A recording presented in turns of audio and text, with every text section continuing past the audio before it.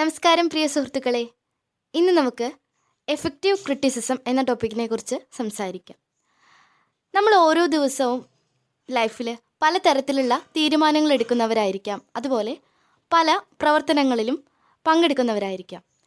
എല്ലാ തീരുമാനങ്ങളും അല്ലെങ്കിൽ നമ്മൾ പങ്കെടുക്കുന്ന എല്ലാ ആക്ടിവിറ്റീസും മറ്റുള്ളവർ ഒരു പോസിറ്റീവായിട്ടുള്ള മനോഭാവത്തോടെയാണോ നോക്കിക്കാണാറ്? നിങ്ങൾക്കങ്ങനെ തോന്നിയിട്ടുണ്ടോ?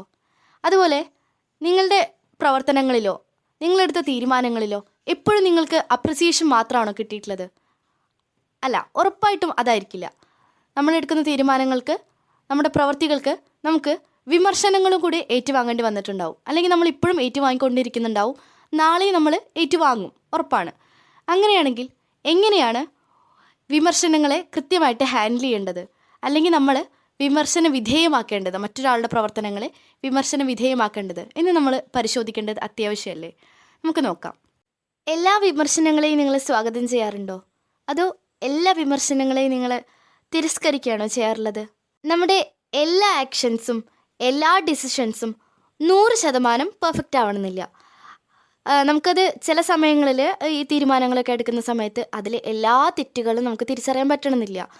ആ ഒരു സമയത്ത് നമ്മുടെ സുഹൃത്തുക്കളായിക്കോട്ടെ, ഫാമിലിയിലെ ആളുകളായിക്കോട്ടെ, നമ്മുടെ കൂടെ വർക്ക് ചെയ്യുന്ന കോവർക്കേഴ്സ് ആയിക്കോട്ടെ, അവർ പറഞ്ഞു തരികയാണ്, നിങ്ങൾ ഈ ഡിസിഷൻ എടുത്തത് ശരിയായില്ല, ഇതിൽ നമുക്ക് ചെറിയ ചെറിയ പ്രോബ്ലംസൊക്കെ വരുന്നുണ്ട്, അപ്പോൾ അത് നീ ഒന്ന് തിരുത്തണമെന്ന് പറയുകയാണെങ്കിൽ അത്തരത്തിലുള്ള വിമർശനങ്ങളൊക്കെ നമുക്ക് പോസിറ്റീവ് വിമർശനങ്ങളാണ് അല്ലേ?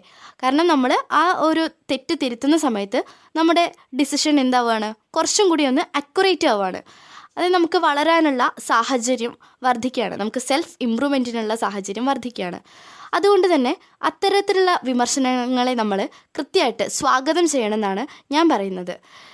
പക്ഷേ മറ്റു ചിലരുണ്ടാവും, നമ്മൾ എന്ത് ചെയ്താലും അതിൽ തെറ്റ് കണ്ടെത്തുന്നവരുണ്ടാവും.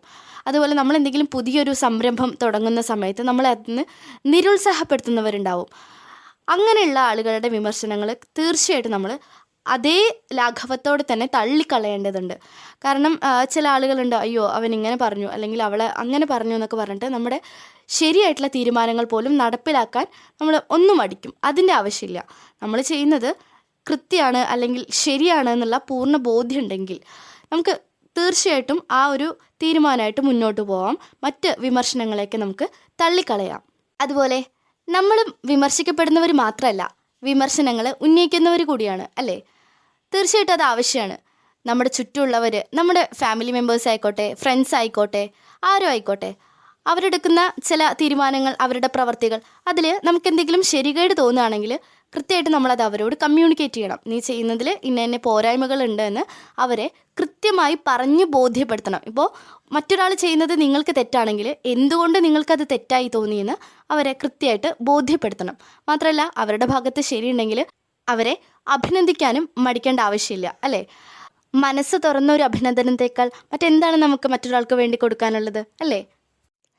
അതുപോലെ നമ്മൾ മറ്റൊരാളെ ക്രിട്ടിസൈസ് ചെയ്യുന്ന സമയത്ത് അവരുടെ പ്രവൃത്തിയെ മാത്രമേ നമ്മൾ ക്രിട്ടിസൈസ് ചെയ്യാൻ പാടുള്ളൂ. ആ ഒരു വ്യക്തിയുടെ മുഴുവൻ ക്യാരക്ടറിനെ നമ്മൾ മോശമാണെന്ന രീതിയിൽ ഒരിക്കലും ചിത്രീകരിക്കാൻ ശ്രമിക്കരുത്. അവരുടെ പ്രവൃത്തികളെ മാത്രം ക്രിട്ടിസൈസ് ചെയ്യുക, അതിൽ നമുക്ക് പറഞ്ഞു കൊടുക്കാൻ പറ്റുന്ന ശരികൾ പറഞ്ഞു കൊടുക്കുക, അങ്ങനെയൊക്കെയാണ് നമ്മൾ ചെയ്യേണ്ടത്.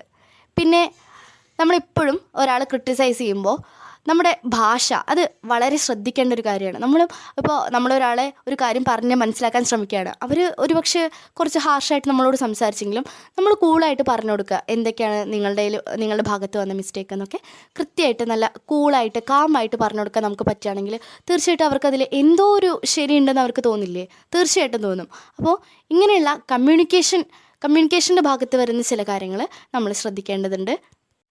എൻ്റെ പ്രവർത്തനങ്ങളെ, എൻ്റെ തീരുമാനങ്ങളെ മറ്റൊരാൾ അല്ലെങ്കിൽ എൻ്റെ ചുറ്റുമുള്ളവർ എപ്പോഴും വിമർശിക്കും, വിലയിരുത്തും, എന്നിട്ട് തിരുത്തിത്തരും. അങ്ങനെയുള്ള ഒരു മിഥ്യാധാരണയൊന്നും ആരും പുലർത്തരുത്. തീർച്ചയായിട്ടും നമ്മുടെ പ്രവർത്തനങ്ങളെയും നമ്മുടെ തീരുമാനങ്ങളെയും ആദ്യം വിലയിരുത്തേണ്ടതും വിമർശിക്കേണ്ടതും നമ്മൾ തന്നെയാണ്.